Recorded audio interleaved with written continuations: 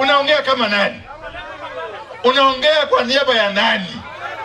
Na wewe uko na nguvu ya kutoka wapi Kenya hii? Wewe nani amekupatia nguvu ya kuweka na kutoa rais? Wewe ni nani?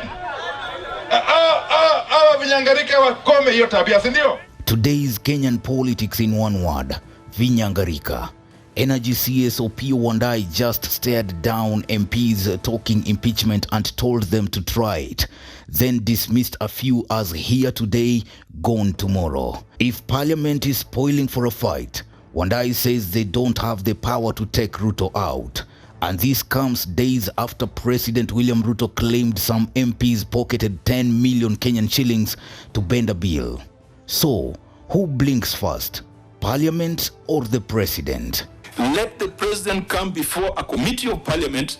Let him repeat the things he has been saying in public rallies, the things he has been saying in other places. The newest flashpoint is Opiyo Wandayi's broadside. He dared MPs floating impeachment to bring it, labeling some Vinyangarika, essentially political lightweights, and insisted parliament can't reject Ruto. Sasa wewe unaongea kama nani? Unaongea kwa niaba ya nani? Na wewe uko na nguvu ya kutoka wapi Kenya hii? Wewe nani amekupatia nguvu ya kuweka na kutoa rais? Wewe ni nani? Vinyangarika wakome hiyo tabia, si ndio? Unapata mbunge ambaye amechaguliwa term moja, amekuwa bunge hata term moja hajamaliza. Mbunge hata term moja hajamaliza bungeni, na anajitokeza kwa hadharani mchana na anatoa vitisho vya baridi. Anatoa vitisho ambavyo havina maana, ya kwamba wao ndio waliweka mheshimiwa rais kwa kiti na ndio sababu watamtoa. He also signaled ODM's continued cooperation with State House, echoing his earlier position that working with Ruto is the pragmatic road. Wewe pengine ulichangia kuweka yeye kwa kiti, lakini sisi vile tutahakikisha ya kwamba hautamtoa, si ndio? Yes, lazima ujue ya kwamba hata ingawa ulimpigia kura ukamweka kwa kiti, sisi vile tumeamua hatutakuruhusu umtoe. Na wakati wa kura utakapofika, vile baba Raila alisema juzi, wakati wa kura utakapofika, tutajua mbivu na mbichi. Whatever you think of the optics, it's a direct challenge to the impeachment charter and a rallying call to the pro-Ruto alliance. How did we get here?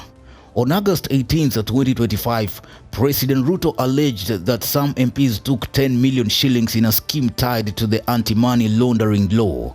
He said he consumes raw intelligence and knows what happens in committees. That one line detonated a political week already primed with distrust. It is not possible that committees of parliament demand to be bribed, demand to be paid for them to write reports or to look the other way for what is happening in either the national government or the county. Let me ask you, members of parliament who are seated here, do you, for example, know, do you, for example, know that a few members of your committee collected 10 million shillings so that you could pass that law on anti-money laundering? Did you get the money? So MPs and senators didn't take that lying down.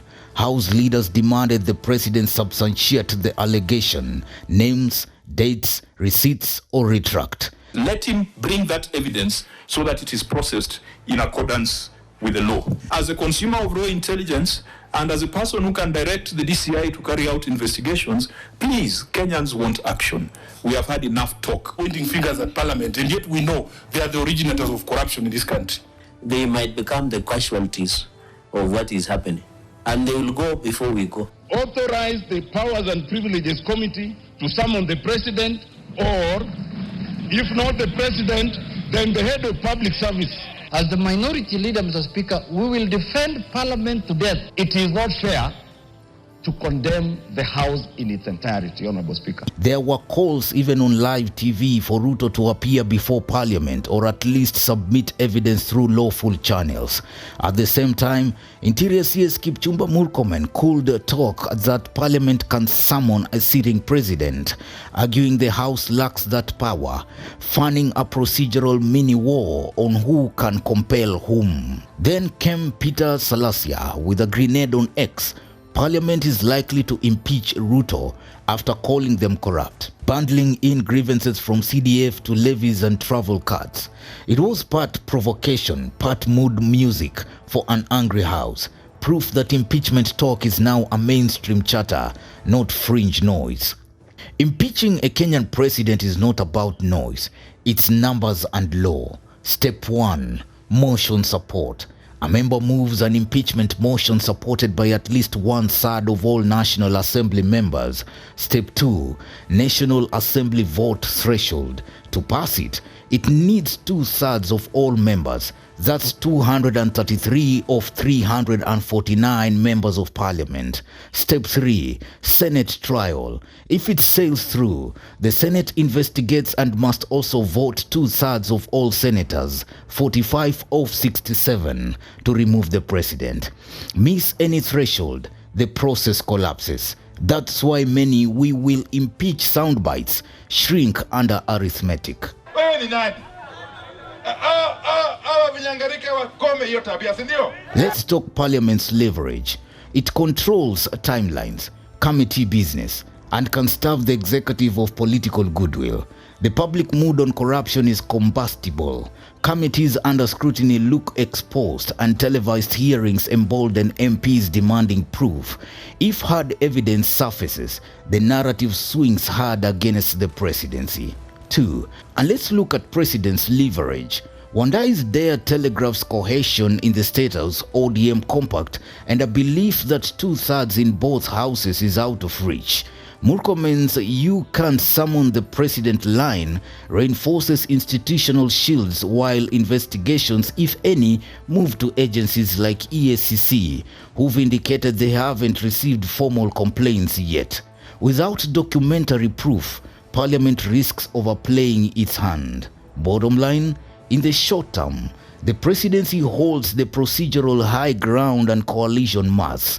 In the medium term, everything hinges on evidence. If credible, specific, admissible proof of bribery lands, the political calculus changes overnight.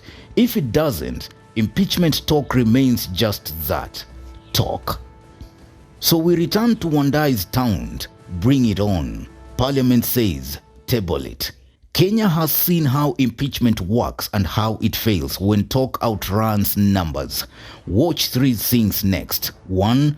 Does verifiable evidence enter the record? 2. Do House leaders rally 233 in the National Assembly? And 3. Does the Senate's posture harden to 45? Until then, it is political theater with very real stakes. What do you think? Should President William Ruto be impeached? Drop your comments. Newsroom, Maisha TV, Bushabi Jr.